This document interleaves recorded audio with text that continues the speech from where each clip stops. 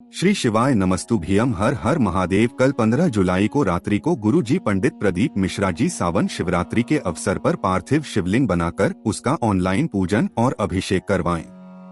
इससे संबंधित कई वीडियो हमने बनाए हैं, जिसमें आपको पार्थिव शिवलिंग कैसे बनाना है, सामग्री की क्या क्या आवश्यकता है, उसके लिए आप हमारे चैनल पे जाकर देख सकते हैं। पर साथ ही हम आपको बता दें, 15 जुलाई को रात को मतलब कल रात को 8:32 से सावन की शिवरात्रि शुरू हो रही है।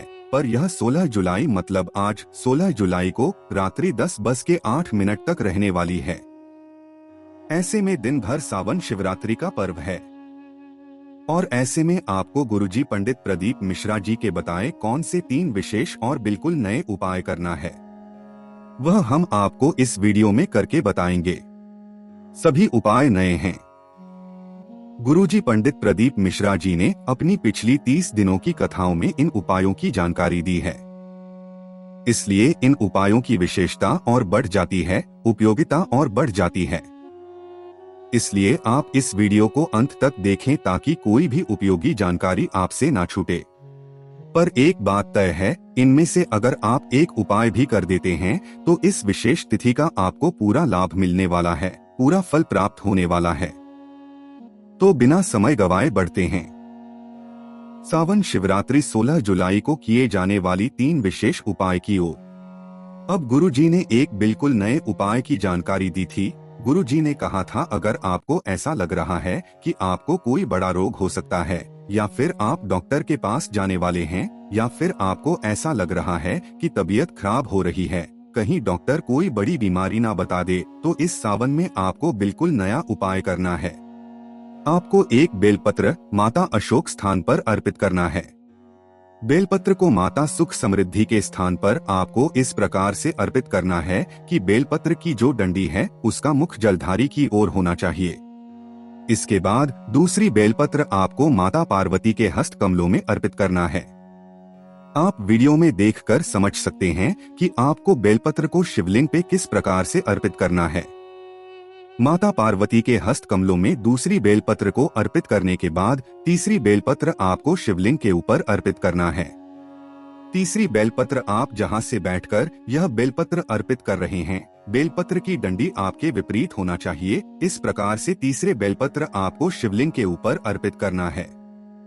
इसके बाद 2 कलश से जल, जो आपने 2 कलश का जल लाया है, 2 कलश का जल इन्हीं तीनों जगहों पर अर्पित करना है। यह सावन का सबसे विशेष उपाय है जो कि आप इस सावन में रोग मुक्ति के लिए कर सकते हैं। गुरुजी पंडित प्रदीप मिश्रा जी ने कहा है, जो 3 जगह हैं, माता अशोक सुंदरी, माता पार्वती का हस्तकमल शिवलिंग के ऊपर, जहां पे आपने तीनों जगहों पर बेलपत्र अर्पित किया है, उन्हीं तीनों जगह पर आपको सिर्फ 2 कलश से जल अर्पित करना है। जल अर्पित करने की शुरुआत माता अशोक सुंदरी के स्थान पर अर्पित की गई बेलपत्र से करना है। इसके बाद माता पार्वती का जो कटी भाग है, जहां पर आपने दूसरी बेल पर अर्पित किया है, वहां पर आपको दूसरी बार जल अर्पित करना है और अंत में पूरा जल आपको श्री शिवाय बोलते हुए, नमः शिवाय बोलते हुए, ओम नमः शिवाय बोलते हुए शिवलिंग के ऊपर जो तीसरी बेल पद अर्पित की है उसके ऊपर अर्पित कर देना है। गुरुजी ने कहा, थोड़ा सा भाग को प्राप्त करके आपको उसका आचमन भी कर लेना है। बाबा सब संभाल लेगा और बड़ी बीमारी नहीं होने देगा। अब बढ़ते हैं सावन में किए जाने वाले दूसरे विशेष उपायों की ओर। गुरुजी ने बताया, जिन बच्चे या बच्चियों का शादी विवाह में बहुत अड़चने आ रही है, बहुत देर हो रही है, 32, 38, 40, 42 साल के हो गए हैं, अब रिश्ते ही आना बंद हो गए हैं। और साथ ही यह उपाय वे भी कर सकते हैं जिन्हें सफेद आंकड़े की जड़ का उपाय कर लिया है पर उन्हें संतान की प्राप्ति नहीं हो रही है, तो इस विशेष उपाय को आप इस सावन शिवरात्रि में कर सकते हैं। गुरुजी ने कहा, यह उपाय शीघ्र विवाह और संतान प्राप्ति दोनों में कर सकते हैं। मतलब आपको जो समस्या हो, आप उस हिसाब से वह कामना मन में रखते हुए इसको जरूर करें। आपको 5 पुष्प, 5 बेलपत्र, 5 दूर्वा और 5 कलश जल लेकर शिवालय जाना है। अब ये जो चीजें आपने 5-5 लाई है, उसमें आपको एक एक करके अर्पित करना है। मतलब सबसे पहले आपको 1 पुष्प अर्पित करना है। इसके बाद आपको 1 बेलपत्र अर्पित करना है। इसके बाद आपको एक दूर्वा अर्पित करना है। इसके बाद आपने एक कलश जो जल लाया है उसे अर्पित करना है। यह अर्पित करते समय आपको तुमरुका जी का नाम लेते हुए नंदीश्वर महादेव का नाम लेते हुए अर्पित करना है। ऐसा आपको 5 करना है, मतलब 5 बार एक एक करके सभी चीज अर्पित करने के बाद करना है। अब आप समझ गए होंगे ये जो चीजें आपने 5 लाई है इनको 5 बार में 5 बार अर्पित करते हुए 5 बार तुमरुका जी का नाम लेते हुए 5 बार नंदेश्वर महादेव का नाम लेते हुए अर्पित करना है। इसके बाद आपको श्री शिवाय नमः या फिर नमः शिवाय या फिर ओम नमः शिवाय मंत्र का जाप करना है। सभी चीजें अर्पित करने के बाद ही मंत्र का जाप करें।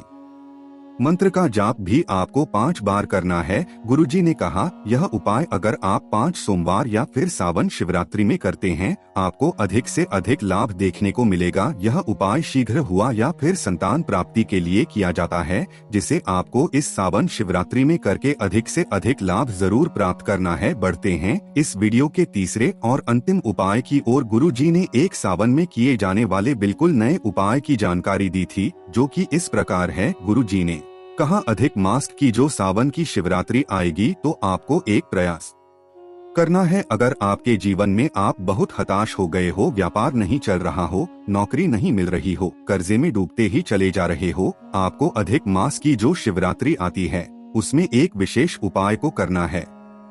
मतलब यह उपाय आप अधिक मास जो आने वाले हैं उसकी शिवरात्रि में करना है। यह उपाय आपको अधिक मास की शिवरात्रि में सुबह या शाम कभी भी कर सकते हैं, क्योंकि शिवरात्रि में शिव की पूजन चारों प्रहर में की जाती है। आपको 5 दिए प्रज्वलित करने हैं। 5 दिए आपको कहाँ कहाँ प्रज्वलित करना है यह भी समझ लीजिए। पहला दीपक आपको शंकर भगवान के मंदिर के द्वार में प्रज्वलित करना है। दूसरा दीपक आपको बेलपत्र के वृक्ष के नीचे प्रज्वलित करना है। तीसरा दीपक आपको वृक्ष के नीचे प्रज्वलित करना है।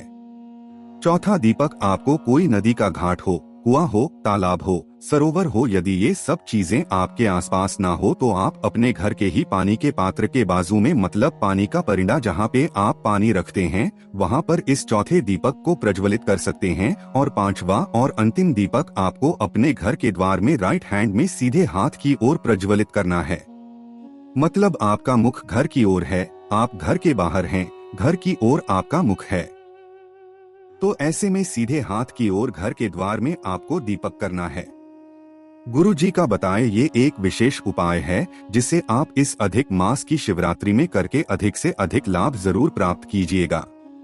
इस वीडियो में बताए गए उपाय से संबंधित अगर अभी भी आपके मन में कोई प्रश्न हो तो ये प्रश्न आप कमेंट के जरिए पूछ सकते हैं। मेरे द्वारा दी गई जानकारी अगर आपको थोड़ी सी भी उपयोगी लगी हो तो इस वीडियो को लाइक करके कमेंट बॉक्स में हर हर महादेव टाइप करना ना भूलें। श्री शिवाय नमस्तुभ्यम। हर हर महादेव।